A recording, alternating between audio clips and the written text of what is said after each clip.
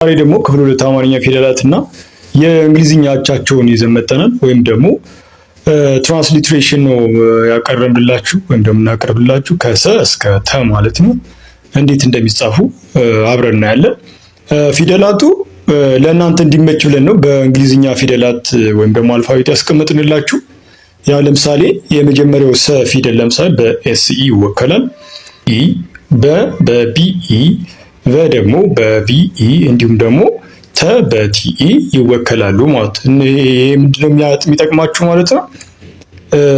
አማርኛ ፊደላትን ማንበብ ለማትችሉ በቀላሉ እነዚህ ፊደላትን ለማንበብ ይጠቅማችኋል ማለት ነው። ስለዚህ የመጀመሪያው ፊደል ሰ ነው። ሰ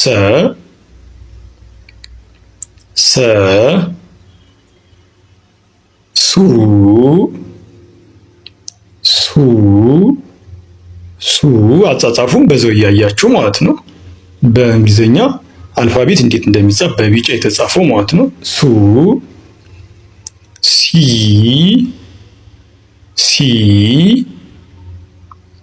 ሳ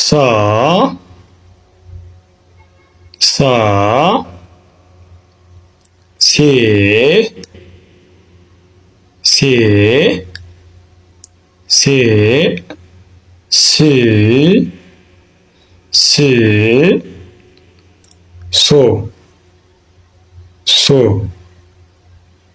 ሶ ቀጥሎ ሸ ነው። ሸ ደግሞ በኤስኤችኢ ይወከላል። ይኸው በዚህ በቢጫ የተጻፈው ከላይ ኤስኤችኢ ሸ ማለት ነው። ሸ ሹ ኤስኤችዩ ሺ ኤስኤችአይ ሻ ኤስኤችኤ ሼ ኤስኤችአይኢ ሺ ኤስኤች ብቻ ማለት ነው። ስድስተኛ ፊደል ስለሆነ ይሄ ስድስተኛ ፊደል ስለሆነ በኤስኤች ብቻ እንወክለዋለን። ቀጥሎ ቀ ነው። ኪውኢ ግን ያ በኬኢም ይጻፋል፣ ችግር የለው። እንደዚህ መጻፍ እንችላለን፣ ችግር የለው። ኪውኢ ብለን መጻፍ እንችላለን። ቁ ኪውዩ ይሄኛው ፊደል ማለት ነው። ኪውዩ ቂ ኪውአይ ቃ ኪውኤ ቄ ኪውአይኢ ቅ ኪው ብቻውን ማለት ነው። ኪው ዜን ቆ ኪው ኦ ከዛ በ ነው። ቢኢ በን ስንጽፍ ቢኢ ቡ ቢዩ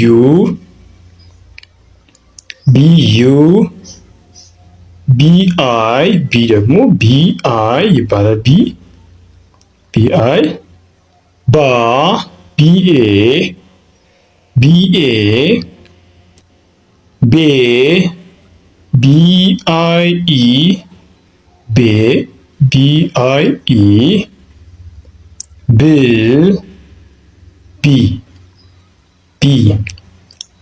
ቦ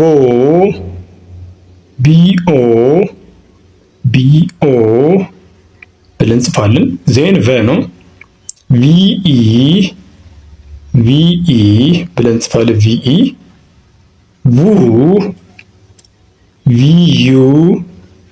ቪዩ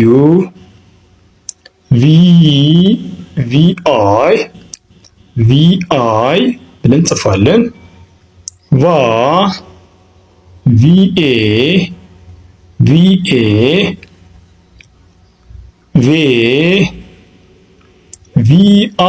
ቪአይኢ ብለን እንጽፋለን። ከዛ ቪ ብቻውን እንጽፋለን። ዜን ቪኦ ብለን እንጽፋታለን። ማለት ነው። የመጨረሻው ተ ነው።